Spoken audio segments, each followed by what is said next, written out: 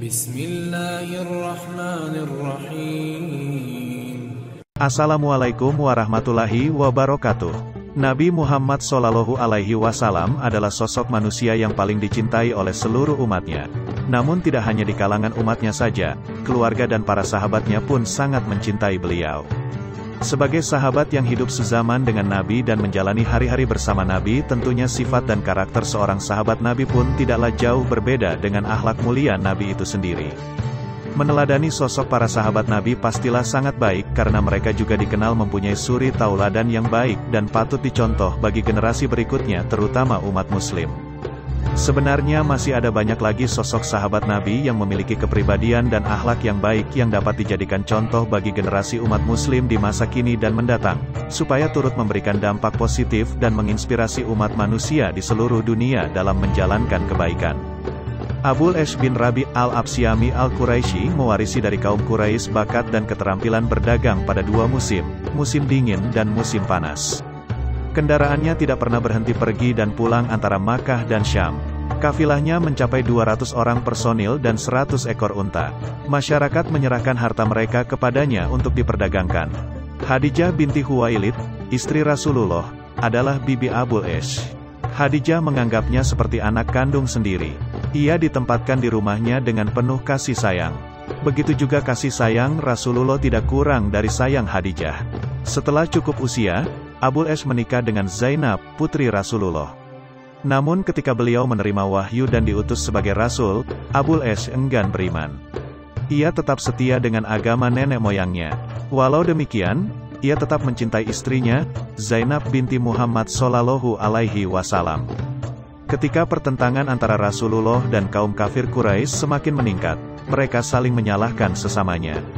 Mereka meminta Abul Ash menceraikan Zainab dan mengembalikannya kepada orang tuanya.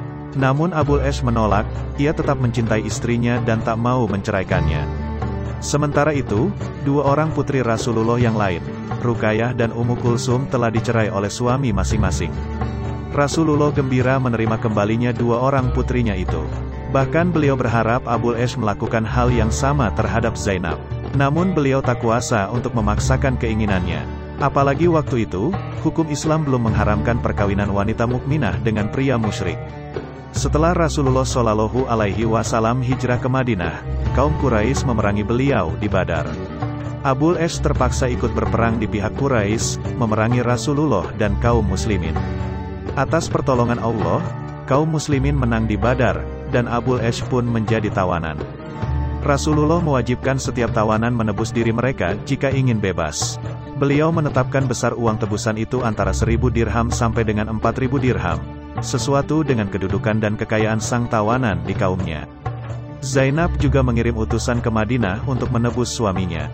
Dalam uang tebusan yang ia kirim terdapat sebuah kalung pemberian ibunya, Khadijah binti Khuwailid. Melihat kalung itu, wajah Rasulullah berubah sedih. Beliau menoleh kepada para sahabat seraya berkata, "Harta ini dikirim Zainab untuk menebus suaminya, Abul Ash. Jika kalian setuju, kuharap bebaskan tawanan itu tanpa uang tebusan. Uang dan harta Zainab kirimkan kembali kepadanya." "Baik, ya Rasulullah," jawab para sahabat. Rasulullah membebaskan Abul Ash dengan syarat dia segera mengantarkan Zainab kepada beliau. Maka ketika tiba di Makkah, Abul Ash segera mempersiapkan diri untuk memenuhi janjinya kepada Rasulullah. Ia memerintahkan istrinya agar bersiap-siap melakukan perjalanan jauh ke Madinah. Para utusan Rasulullah menunggu tidak jauh di luar kota Makkah. Setelah berpisah dengan istrinya, Abul Ash tetap tinggal di Makkah hingga menjelang pembebasan kota Makkah. Dia tetap berdagang ke Syam seperti yang biasa dilakukannya. Pada suatu hari dalam perjalanan pulang ke Makkah, kafilahnya dicegat oleh pasukan patroli Rasulullah di tengah jalan dekat kota Madinah. Unta-unta dan barang muatan dirampas, para pengiringnya ditawan. Mujur bagi Abul Ash, ia berhasil lolos dan melarikan diri. Menjelang malam, ia memasuki kota Madinah dengan sembunyi-sembunyi dan hati-hati. Sampai di kota dia mendatangi rumah Zainab dan meminta perlindungan. Zainab pun melindunginya. Tak lama kemudian Rasulullah menemui Zainab dan berkata, "Hormatilah Abul Ash. Tetapi ketahuilah, kamu tidak halal lagi baginya." Abul Ash dibebaskan oleh Rasulullah. Seluruh hartanya dikembalikan lagi. Ia pun berangkat ke Makkah, membawa kafilah dan barang dagangan kaum Quraisy. Sampai di Makkah ia melunasi semua kewajibannya kemudian berkata, "Wahai kaum Quraisy, adakah orang yang belum menerima pembayaran dariku?" "Tidak, semoga Tuhan memberi balasan kepadamu dengan balasan yang lebih baik," jawab mereka. "Sekarang ketahuilah," kata Abul Ash, "aku telah membayar hak kalian masing-masing.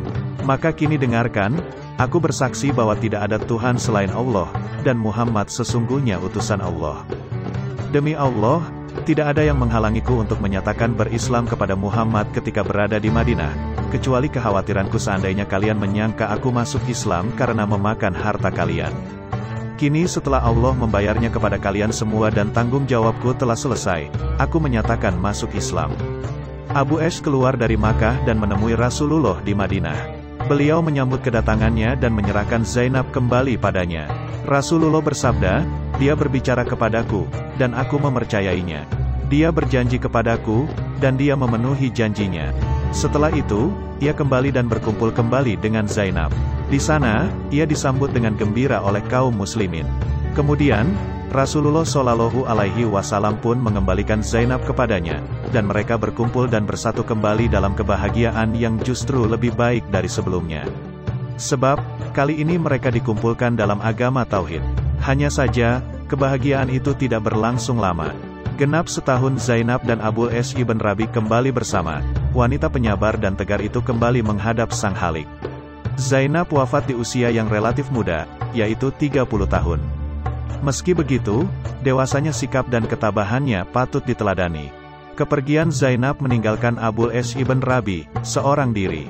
Sang ayah, Nabi Muhammad Shallallahu Alaihi Wasallam juga merasa kehilangan. Sangat sulit baginya untuk melepaskan kepergian putrinya itu, sama ketika ia sulit melepas kepergian Khadijah dan putri keduanya, Ruqayyah.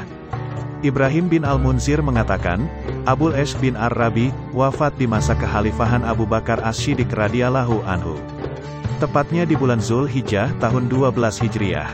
Kita, sebagai manusia tidak pernah dilarang untuk mencintai, namun ketika sudah waktunya untuk memilih antara cinta dan Allah, kita tidak akan punya jawaban lain, selain untuk tetap setia kepada Zat yang menciptakan kita, Allah Subhanahu wa Ta'ala. Muslim yang baik pasti akan menempatkan Allah Subhanahu wa Ta'ala di mahligai teratas dalam hatinya. Kisah cinta Zainab dengan Abul Ash ibn Rabi akan menjadi pembelajaran bagi kita semua.